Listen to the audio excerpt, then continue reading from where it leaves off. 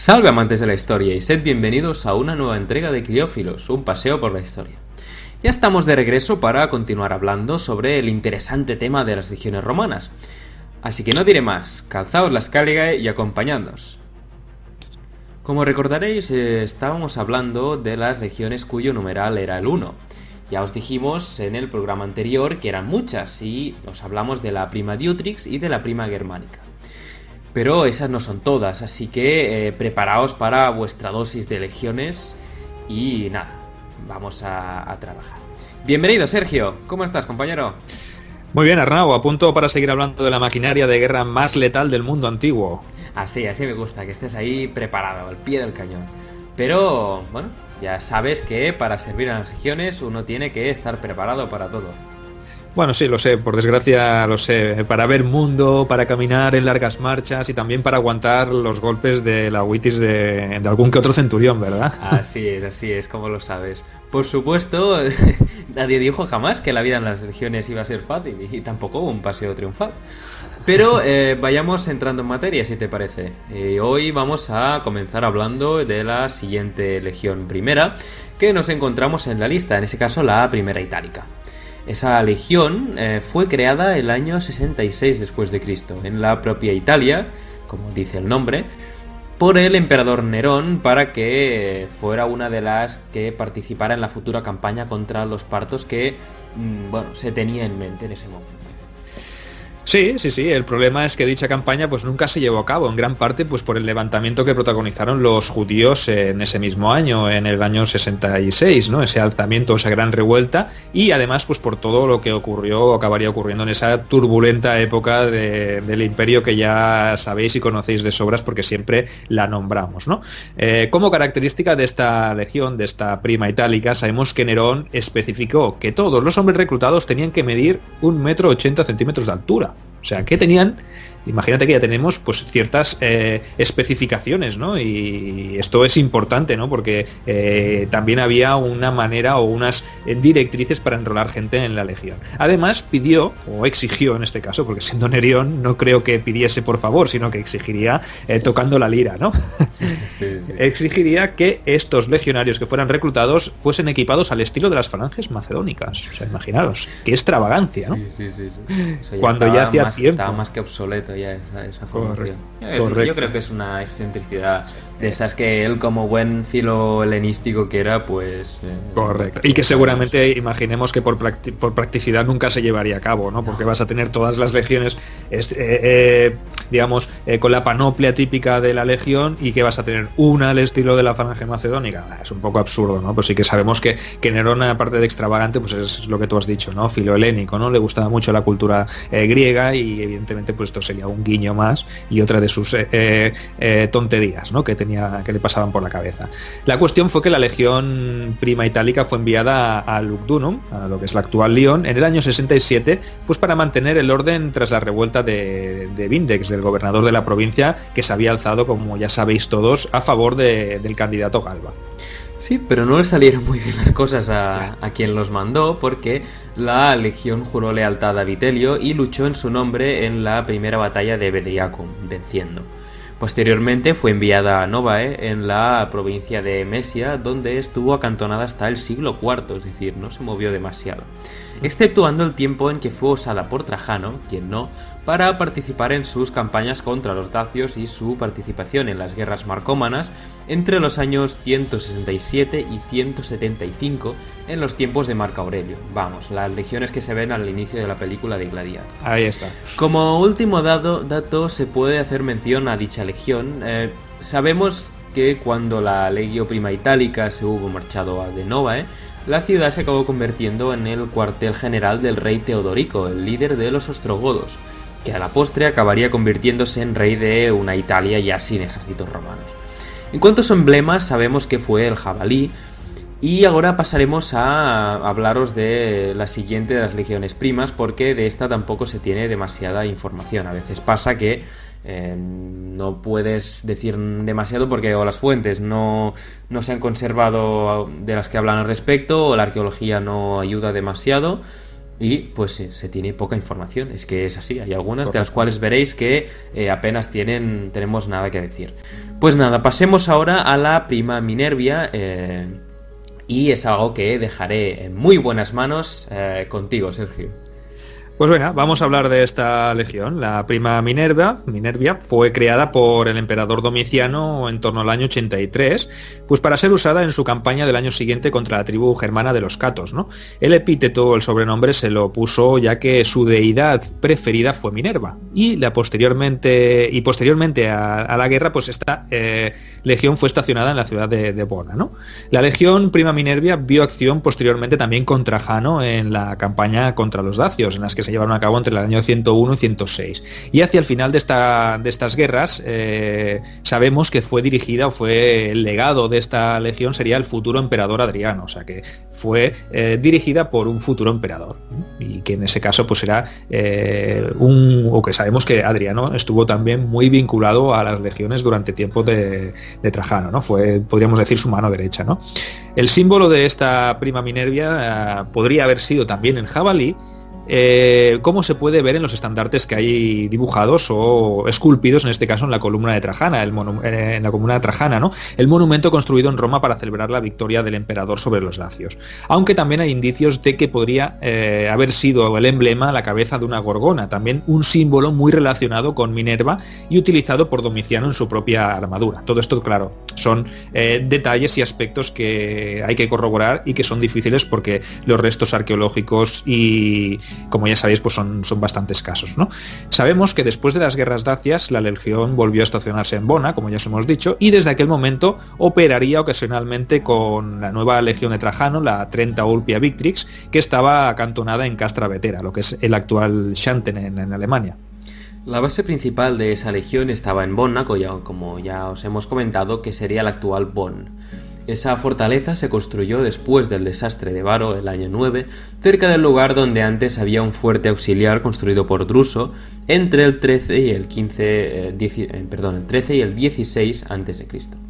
Inicialmente la fuerza estaba protegida por la Legión Primera Germánica, y después de la revuelta bátava, estamos hablando del año 69-70, se construyó en piedra como base para la 21 Rapax.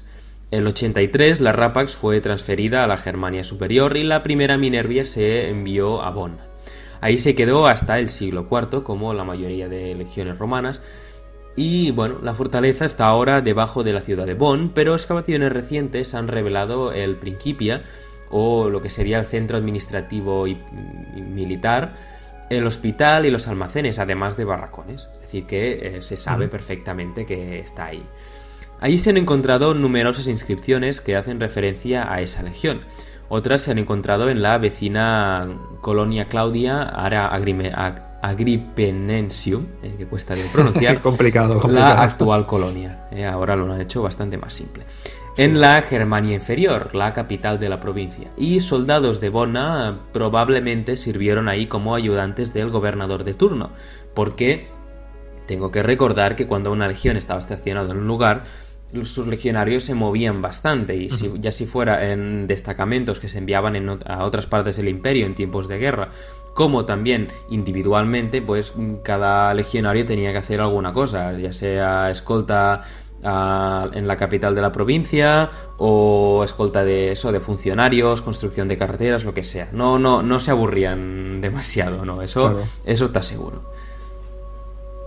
Bueno, sabemos que en gran parte la primera Minervia se quedó en Bona hasta el siglo III, pero algunos soldados probablemente, como ha dicho Arnau, sirvieron en otras partes del imperio. Tenemos, por ejemplo, tumbas de 2 soldados de esa legión que se han encontrado en Argelia. Eso nos sugiere o nos lleva a pensar que una parte o alguna cohorte fue enviada puntualmente a esa zona en Mauritania, ¿no? Una frontera de la provincia de África, ¿no? Otra inscripción, por ejemplo, que fue encontrada en el Foro de Trajano, en la propia Roma, pues sugiere que la legión entera, bajo el mando de Marco Claudio Frontón, luchó en las campañas de Partia que llevó a cabo Lucio Vero, el coemperador que gobernó con Marco Aurelio entre los años 164 162 y 166. La legión, o parte de ella, probablemente sabemos que también tomó parte en la guerra marcomana de Marco Aurelio entre el 166 y el 180, o sea que, como veis, estuvo bastante activa en varias partes o varios puntos conflictivos de las fronteras del imperio, ¿no? Bueno, pues con esto pues nos plantamos en ese momento, que es el año 193, cuando se produce de nuevo otra guerra civil, ¿no? Otra guerra civil por el poder y por el control del imperio tras la muerte de Cómodo, ¿no? Sabemos que la primera Minervia en ese momento apoyó al que sería o acabaría siendo el emperador Septimio Severo, y posteriormente luchó contra Clodio Albino, que era otro de los candidatos que pretendían subir o hacerse con la púrpura, ¿no? También sabemos que hay inscripciones que nos revelan que durante el gobierno de Septimio Severo, que fue, para especificar, entre el 198, que fue cuando acabó la guerra civil y se hizo con el poder, hasta el 211, sabemos que esas inscripciones nos revelan que hubo destacamentos del ejército de la Germania inferior, por ejemplo el de la octava Augusta y de la 22 Primigenia, que estuvieron destinados en Lyon, en la capital de las provincias galas. Otra inscripción, si me dejas añadirlo, indica que un oficial de la primera Minervia llamado Claudio Galo también comandó un destacamento de 4 legiones de Germania durante la segunda guerra de Septimio Severo, en Partia, lo que sería el 197. En esa primera mitad del siglo III, los títulos de la legión cambiaron varias veces, como ya hemos ido viendo, un poco reflejando el servicio bajo varios emperadores. Entre 211 y 222, la legión recibió el nombre de Antoniniana, por el nombre de la familia de Caracalla, emperador entre el 211 y el 212, o de Heliogábalo, emperador entre el 218 y el 222. El nombre seguramente se adquirió durante el reinado de ese último, ya que fue abandonado después de su asesinato. La legión luchó también para Severo Alejandro entre el 222 y el 235, porque un altar encontrado en Bonn, dedicado el año 231, se refiere a la legión como Prima Minervia Maximiana Pia Fidelis Antoniniana. Reflejando eso ya es para expertos, no va más de los apellidos. Reflejando su servicio contra los alamanes para el siguiente emperador, que sería Maximino el Tracio, cuando aquí ya entramos en esa época en que había más emperadores que años. Maximino el Tracio, por ejemplo, fue emperador entre el 235 y el 238. Cuando Maximino fue asesinado, el apellido de Maximiniana fue abandonado, como es evidente, y la legión obtuvo el de Gordiana, en honor, no lo diréis nunca, al nuevo emperador Gordiano III. Monedas acuñadas por Galieno. Ya sé, pido perdón a los oyentes o espectadores, pero es que eso es un festival de nombres. Monedas acuñadas por Galieno, el 253, o sea que gobernó entre el 253 y el 268, revelan que él le dio a la legión el apellido de, Sex Pia, Sex Fidelis. No penséis mal, quiere decir 6 veces íntegra y 6 veces leal. Y además la legión debió luchar con él contra los francos en su invasión de la Germania inferior entre el 256 y el 258. Es decir, resumiendo un poco, la primera mitad del siglo III fue bastante entretenida para esa legión. Sí, es unos tiempos revueltos, ¿no? Después de, como he dicho, esa época de la anarquía militar, conocida como periodo de la anarquía militar después de la muerte de Severo Alejandro, pues empiezan a subir emperadores como churros, ¿no? Y que hay algunos que realmente no gobiernan más que días o meses, ¿no? Es no sé si son casi 50 años en los que hay muchísimos emperadores, ¿no? Entonces, ya os pedimos disculpas porque salen muchas cifras y muchos números, pero bueno, nosotros como somos fidedignos y nos guiamos por lo que ponen nuestras fuentes, pues creemos que es de rigor que lo sepáis. Y de esta manera pues os invitamos a que escuchéis el podcast o el audio otra vez, pues por si os falla algún dato, ¿no? Porque ya veréis que lo hemos procurado hacer todo en orden cronológico para que no os perdáis demasiado, ¿no? Bueno, de todos modos, la legión primera Minervia sabemos que apoyó también la separación del Imperio Gálico, formado por Póstumo, el gobernador de la Germania inferior, que este imperio, esta escisión del Imperio Romano, pues se produjo entre los años 160 y 274 después de Cristo. ¿Vale? Más o menos os metemos otro dato, pero seguramente habréis escuchado hablar sobre este imperio gálico que fue una pequeña escisión del imperio romano, ¿no? Y que fue un poco por libre. Sabemos que Bona fue destruida en el año 353 por una invasión por parte de los francos, una tribu germana que cruzó el Lime romano. Pero el destino de la legión no está claro. O sea, no sabemos si la legión volvió a Bona cuando esta fue reocupada por el emperador Juliano unos años más tarde, o si fue acantonada en otro sitio. Respecto a esto, también se dice que estuvo en Bona hasta el año 401, año en el que fue retirada del Rin por el gran general Estilicón para participar en la defensa de Italia contra la invasión de los visigodos. O sea, hemos dicho que desde el 353, que fue tomada Bona, la legión parece ser que desapareció o que se recuperó. No lo sabemos. No sabemos si Estilicón la recuperó de Bona o si estaba, por otra parte, acantonada en otro destino. Lo que sí que sabemos es que en ese 401 la usó Estilicón en la última defensa de la provincia de Italia, ¿no? Que era en ese momento cuando el rey Alarico, si no recuerdo mal, de los visigodos, emprendió una campaña de devastación y de sometimiento de los territorios del Imperio Romano de Occidente. Sí, es muy probable, si me permites, que esa retirada de esas legiones del Rin, el 401, quizá, digo yo, podría haber facilitado la entrada masiva seguro, que hubo unos años más tarde de todos los pueblos germánicos que pudieron y que entraron creo que era el 406, si no me equivoco, que entraron en masa por el Rin. Pues esa retirada podría haber tenido su efecto también en el Imperio Romano. Correcto. Sabemos que fue en ese momento justamente cuando entraron los alanos, los suevos, los vándalos, son los que acabaron llegando luego a Hispania y que asolaron las tierras de la provincia, y que los propios romanos pues se vieron forzados a contratar a esos visigodos que les habían estado machacando para que se hicieran cargo de estas tribus germanas que estaban en Hispania, por ejemplo, ¿no? Con el tema del foedus, ¿no? De esos tratados de foederati que ofrecían los romanos a los bárbaros para que sirvieran en su ejército a cambio de concesiones de tierras, etcétera. Es que este momento es un momento muy complejo, ¿no? Este bajo imperio ya no es el imperio que todos tenéis en mente, son legiones, no estamos hablando de legiones tampoco de 5.000 efectivos, sino que son legiones mucho más pequeñas, y el poder militar de Roma pues no era tan elevado. Esto es causa del desgaste, a causa de muchos motivos que provocan pues que el imperio poco a poco, el de Occidente sobre todo, vaya decayendo, ¿no? Pero bueno, sabemos que es muy probable, y volvemos a la primera Minervia, ¿no? Que vamos a dar por concluido su historia, y es muy probable que fuese lamentablemente destruida en estas guerras contra los visigodos, sobre todo tras la muerte del propio general romano Estilicón a manos del emperador Honorio, ¿no? Bueno, con esto yo creo que ya os hemos dado bastante información sobre la primera Minervia, pero no es la última prima de la que os vamos a hablar, sino que a continuación nos encontramos con la prima Pártica, de la que os va a hablar Arnau a continuación. Así es. La legión prima Pártica fue reclutada bastante tardíamente por Septimio Severo en las provincias de Macedonia y Tracia para combatir en sus guerras contra los partos. De ahí su poco original nombre.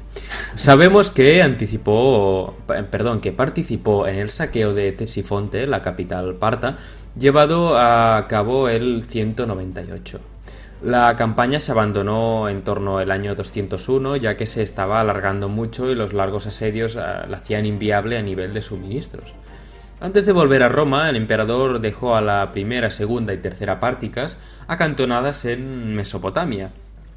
La primera en cuestión, de la que estamos hablando, se estableció en Singara, la moderna Sinjar, en Irak. Desde su creación y una inscripción de un veterano de esa legión encontrado en Afrodisias en Caria, en la Turquía occidental, indica que estaba estacionada en esa misma ciudad. Ese enclave fortificado estaba en el frente contra las invasiones sasánidas en la Mesopotamia romana, que hasta que se perdió en los persas en el 360 hicieron un buen trabajo. Y además el historiador tardorromano Amiano Marcelino enumera la primera Pártica en la guarnición de la ciudad, e incluso en ese momento, con la primera Flavia y otros auxiliares. Bueno, sabemos que Amiano también indica que Singara había sido capturada por los persas con la pérdida de su guarnición en numerosas veces. Pues, era una provincia, perdón, una ciudad o una fortaleza que estaba en el Limes, en esa frontera, pues sabemos o podemos deducir que fue sometida a asedio durante varias veces y seguramente pues cambiaría en un momento determinado de manos y pasaría a los partos, luego pasaría a ser recuperada por romanos, etcétera, etcétera. Eso es lo que tiene el vivir en una zona de frontera, ¿no? Que un día es tuya o el otro día la pierdes, luego la vuelves a recuperar. Sin duda una situación un poco compleja, ¿no? La primera Pártica sabemos que tomó parte en todos esos enfrentamientos, incluyendo la invasión de Shapur I o Sapor I en el año 260, que culminó con la derrota de Valerio cerca de Edesa, así como en la dudosa batalla nocturna cerca de la misma Singara del año 344. Bueno, volviendo al yacimiento de la antigua ciudad de Singara, sabemos que preserva aún un sustancial circuito de murallas cerrando cerca de 20 hectáreas, probablemente representando las defensas que tenía la ciudad en el siglo IV, más que las defensas quizá originales de época de Severo, ¿no? Sabemos que Singara se rindió finalmente a los persas en el año 363, fue el emperador Joviano quien, como parte de un tratado de paz con los persas del momento, con esos enemigos de Roma, ¿no? Esos eternos enemigos de Roma, Joviano tuvo que firmar este tratado de paz a la muerte de Juliano I, al que todos recordaréis por su apodo, ¿no? Al apóstata, ¿no? En esa campaña que inició el emperador Juliano, que acabó siendo un desastre, en la que él mismo pereció, pues su sucesor, Joviano, pues no tuvo más remedio. Dicen que fue un tratado bastante desfavorable, que concedió muchos a sus enemigos y que eso pues sería uno de los motivos por los cuales también Joviano duraría bastante poco en el trono, ¿no? Sabemos que la Notitia Dignitatum, aquel documento del que ya os hablamos y al que nos referiremos siempre cuando hablamos del Bajo Imperio o del Tardo Imperio, porque es de los últimos años del siglo IV, principios del siglo V, pues da a la primera Pártica el apellido o el epíteto de Nisibena, ¿no? De la ciudad de Nisbis, refiriéndose a otra de las grandes ciudades fortificadas de Mesopotamia, en la que pudo estar acantonada y que sabemos que también se entregó a los persas en ese tratado de 363.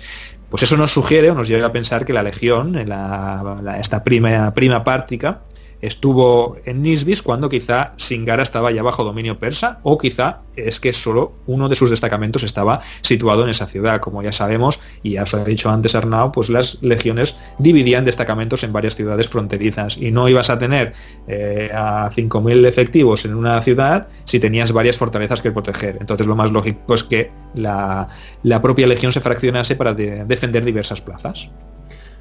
La fortaleza de la primera Pártica, cuando la Notitia Dignitatum fue compilada, era Constantia o Constantina, lo que sería la moderna Viran-Şehir, o otra ciudad-fortaleza del siglo IV, siguiendo la línea un poco de Nisbis o Singara.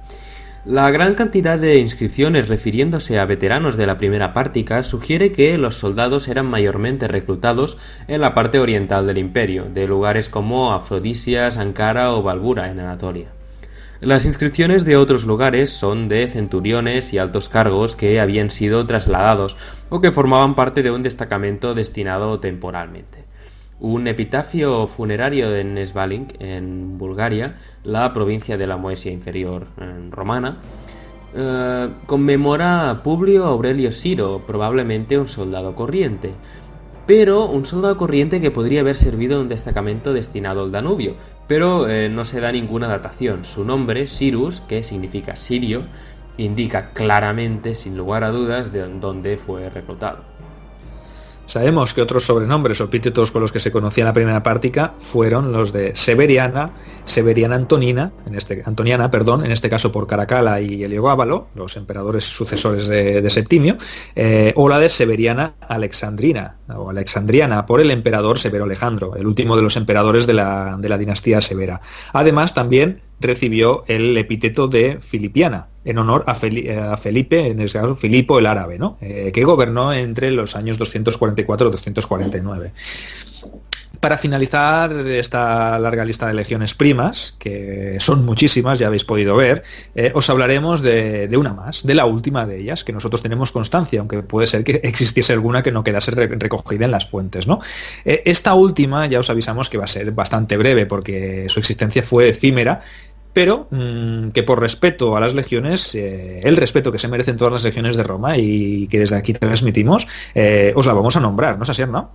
Efectivamente, esa es un poco la que os vamos a hablar ahora, pues un poco más como curiosidad, porque digamos que apenas duró un año, es decir, una legión que apenas estaban los legionarios, se habían habituado al barracón que ya los estaban desbandando.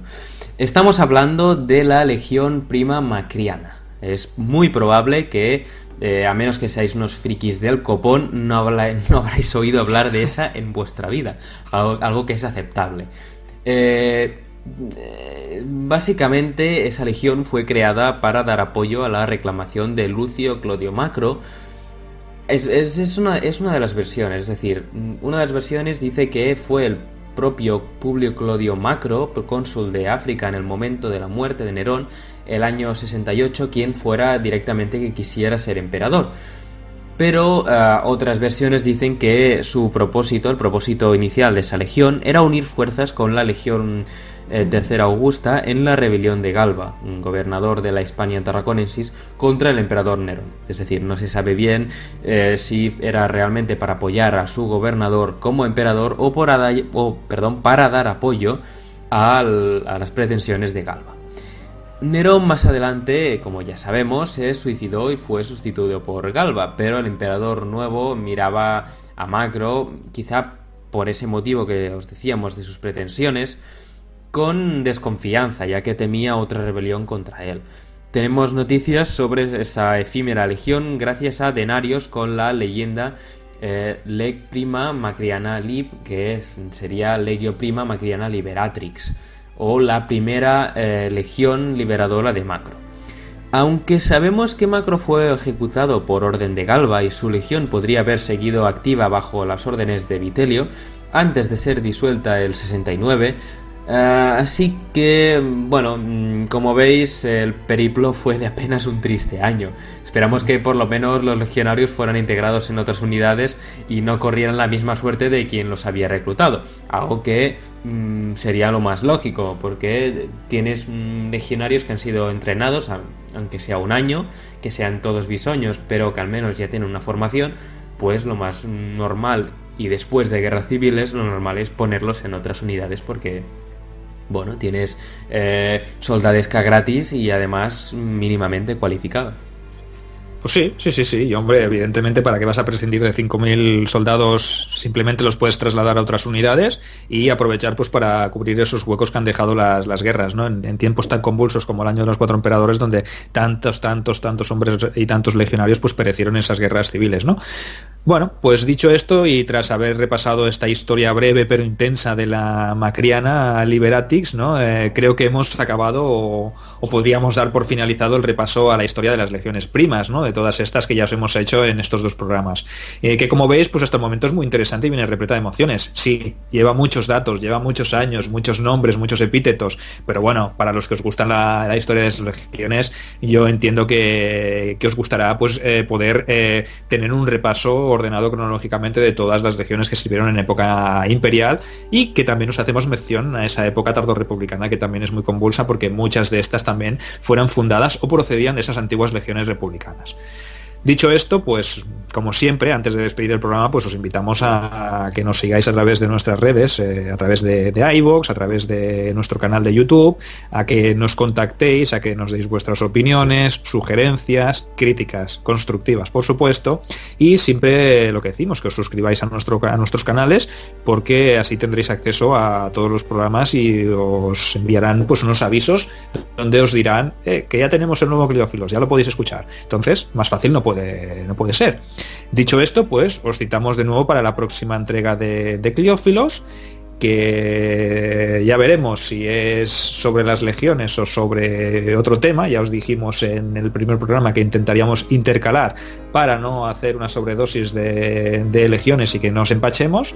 Y nada, pues esperamos que os mantengáis atentos a los canales y os invitamos desde aquí a la siguiente entrega de Cliófilos, un paseo por la historia.